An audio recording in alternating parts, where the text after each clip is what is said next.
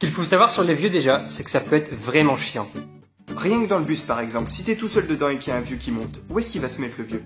Est-ce qu'il va se mettre devant? Non. Est-ce qu'il va se mettre derrière? Non plus. Je vais te dire où il va se mettre.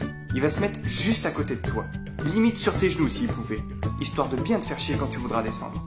En plus, quand t'écoutes leur conversation, ça parle toujours de météo, des petits-enfants et des problèmes de santé.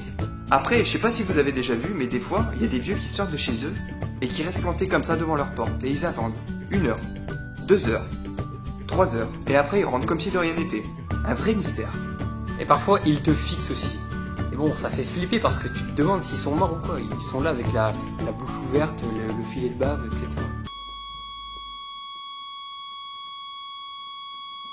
Honnêtement, moi j'ai un profond respect pour ceux qui s'occupent des vieux, c'est vraiment pas évident. Y a qu'à voir, ils fonctionnent pas du tout comme nous. Toi, par exemple, le matin, quand tu te lèves, tu vas faire pipi. Bah, eux, ils font pipi et après ils se lèvent. Ou quand ils disent caca aussi, c'est pas qu'ils en ont envie, non, c'est qu'ils ont déjà fait. Et dans ces cas-là, y a plus qu'à déballer le paquet. Si toi aussi t'as reconnu la description d'un vieux dans cette vidéo, alors partage-la et abonne-toi. allez papy, on va aller voir les copains au cimetière, hein.